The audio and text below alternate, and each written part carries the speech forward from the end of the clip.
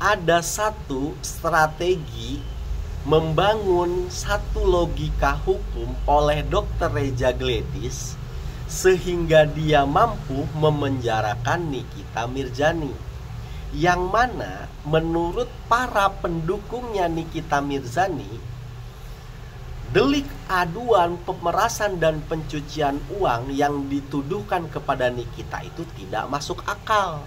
Misalkan kalau di situ pemerasan, kenapa Dokter Reza malah yang nawarin duluan? Kalau memang itu pemaksaan, kenapa duitnya distorin duluan? Kan banyak lah ya kan logika-logika yang dibangun oleh pendukungnya Nikita Mirzani yang mengarahkan bahwasanya kalau deliknya ini pemerasan, ini nggak masuk akal. Tetapi kan pada kenyataannya Nikita ya tetap ditahan. Berarti ada satu alasan lain ataupun logika hukum yang diterima oleh aparat penegak hukum sehingga dia mau menahan Nikita Mirzani. Nah, di sini coba kita akan membedah logika hukum apa yang dibangun oleh Dr. Reza Gledis dan kawan-kawan sehingga mampu memenjarakan Nikita Mirzani, yang menurut pendukung Nikita Mirzani ini kayaknya nggak masuk akal ataupun ya lemah gitu secara logika hukum gitu. Nah, lantas logika hukum apa nih yang dibangun oleh si Dr. Reza Gledis dan kawan-kawan sehingga mampu memenjarakan Nikita Mirzani? Untuk mengurai ini semua, maka saya akan mencoba menggunakan satu analogi. Kalian tahu Code Blue ya? Itu loh yang suka nge-review makanan. Nah, ini juga sama-sama viral begitu loh. Sama-sama pemerasan Code Blue ini. Cuma di sini yang dipersalahkan itu adalah Code Blue-nya, si tukang review makanan. Kalau Nikita kan ada yang pro, ada yang kontra. Nah, kalau sama si Code Blue ini ketika dituduh pemerasan terhadap restoran, ini semuanya menyalahkan si Code Blue gitu loh. Si Code Blue juga hampir mirip-mirip. Dia mereview satu makanannya mereviewnya itu negatif, maka modus operandinya adalah dengan cara menawarkan kerjasama begitu loh. Ada uang kerjasama begitu loh. Nah, setelah uang kerjasama diterima oleh Code Blue, maka yang sebelumnya reviewnya itu negatif menjadi positif. Nah, ini yang masuklah ke dalam delik pemerasan begitu loh. Nah, bedanya kalau ini kan pihak Code Blue-nya menawarkan ke pihak restoran, Pak, ayo kita kerjasama setelah direview nih, ayo kita kerjasama nih gitu kan. Tapi tarifnya sekian, store lah sekian, misalkan sekian ratus juta tuh atau sekian puluh juta uang kerjasama, maka dibuatlah review menjadi menarik, menjadi baik, yang tadinya negatif menjadi positif. Kemudian pulihlah nama baik restoran ini yang sebelumnya nama baiknya itu tercoreng dengan review negatifnya. Dan sampai sekarang kan si Code Blue ini konon katanya masih buron, malah kabur ke Bali katanya kan begitu, karena sudah banyak juga yang melaporkan. Nah, itu di situ tuh. Nah, kenapa saya pakai analogi ini ya? Karena inilah memang logika hukum celah yang dibangun oleh Reza Gledis dan kawan-kawan membangun logika hukumnya, yaitu dikasih analogi makanan ini. Contoh, saya di konten saya mereview satu es teler, misalkan begitu. Kemudian saya jelek-jelekin es teler merek Babah Alun, misalkan begitu ya. Es teler Babah Alun ini sangat buruk untuk kesehatan.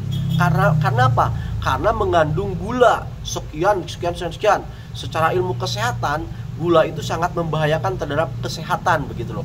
Bisa menyebabkan penyakit diabetes, penyakit gula, obesitas dan lain sebagainya. Pokoknya saya jelek-jelekin itu semua. Karena memang pada dasarnya namanya es teler ya banyak mengandung gulanya begitu loh. Tetapi di sini nih celahnya. Apakah setelah orang minum es teler Babah Alun ini langsung meninggoy? Enggak. Tetapi karena jangka panjang begitu loh. Jangka panjang, bahaya untuk tubuhnya tuh jangka panjang begitu loh. Ya, jadi ketika orang mereview menjelek-jelekan apa namanya, satu misalkan kayak tadi esteller itu adalah bahayanya jangka panjang. Nah, lantas apa bedanya dong dengan kosmetik gitu lah, kata si Dokter Reza Gladys ini. Misalkan nih kita jelek-jelekin apa produk saya gini nge-review negatif lah ya. Emangnya ada orang setelah pakai produk saya kulitnya langsung gosong, kulitnya langsung borokan? Kan nggak ada. Ya, tapi kan kata Nikita ini sangat membahayakan. Iya, itu membahayakan jangka panjang. Begitu kan? Nah, maka dengan logika ini akhirnya sepertinya masuklah ke logikanya para penegak hukum itu, yang menyebabkan mereka itu nahan Nikita. Hanya dia bilang si penegak hukumnya, oh iya juga ya gitu kan, kita juga masa mau mereview esteller berbahaya. Memang iya berbahaya, tapi kan itu jangka panjang. Lantas apa bedanya dong dengan kosmetik? Itu logika yang dibangun sehingga diterima oleh para penegak hukum itu di sana, begitu loh. Nah, itu logika yang dibangunnya itu di sana. Nah, makanya termasuk siapa itu Uya Kuya kan sekarang lagi diserang sama netizen karena dianggap membela mafia skincare, begitu loh. Nah, karena Uya Kuya itu yang dibicarakan selalu pemerasan, begitu loh. Nah, maka alasan yang dibangun Uya Kuya tuh selalu nantang tuh kepada para netizen, kalau kalian memang merasa dirugikan dan kalian tahu kandungan itu berbahaya, mengandung apa-apa, ayo laporkan. Tapi sampai sekarang tidak ada itu yang melaporkan produk itu, gitu loh. Karena ketika misalkan ya saya yang ngerti ilmu kimia lah misalkan ya, saya melakukan ini loh kandungannya punyanya Dokter Reza Gladys itu begini kan, begitu ya. Maka itu nanti ujung-ujungnya apa? Iya, itu berbahaya tapi jangka panjang. Ya, misalkan, ya tapi kan itu sama merugikan lah. Apa bedanya dengan orang jual esteller tadi? Selalu begitu nanti ngelesnya. Logika hukumnya tuh di situ.